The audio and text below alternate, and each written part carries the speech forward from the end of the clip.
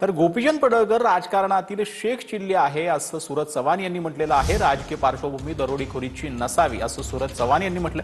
तर चोऱ्या माऱ्या करत नाही, 22व्या वर्षापासून सफारी गाडीत फिरतोय असं प्रत्युत्तर गोपीचंद पडळकर यांनी दिलं। अहिल्यादेवी होळकरांच्या पुण्यतिथीच्या कार्यक्रमाला अजित पवारांना निमंत्रण देणार नसल्याचं गोपीचंद पडळकर यांनी म्हटलेलं होतं। त्यावरून सूरज चव्हाण आणि गोपीचंद पडळकरांमध्ये आरोप प्रत्यारोप जे आहेत हे पाहायला मिळतात। महायुतीत राहून महायुतीच्या नेत्यावरतीच टीका करतोय आणि हा एक दिवशी नक्कीच जमिनीवर आपलेल।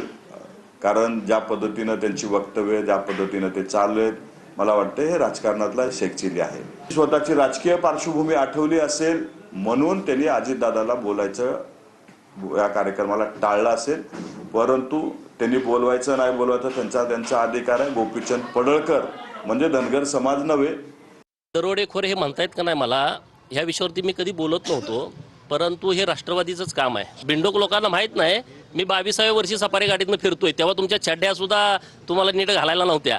हे माझी पार्श्वभूमी लोकांना विचारून घ्या। आणि धनगराचा पोरगा आहे, असल्या चोऱ्या माऱ्या करायची आमची अवलाद नाही रे।